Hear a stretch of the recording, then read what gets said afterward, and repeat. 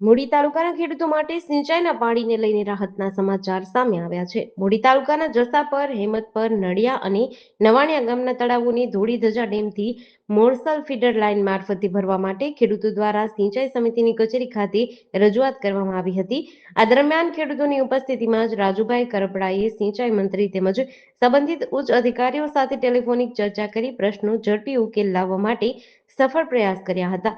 મૂળ યોજના મુજબ ધોળીધજા ડેમથી મોરસલ ફીડર લાઇનમાં પેટા લાઇન જોડીને આસપાસના ગામોના તળાવો ભરવાની કોઈ જોગવાઈ નહોતી, જેને ધ્યાનમાં લઈ ગત 18 ઓગસ્ટના રોજ રાજુભાઈ કરપડાએ ગાંધીનગર ખાતે મંત્રી ઈશ્વરસિંહ પટેલ અને સિંચાઈ વિભાગના ચીફ એન્જિનિયર સમક્ષ વિસ્તૃત રજૂઆત કરી હતી.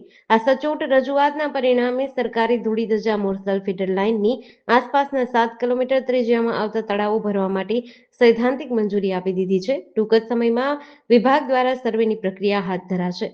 જીડીસી ન્યૂઝ સાથે જયદેવ ગોસ્વામી, મૂડી.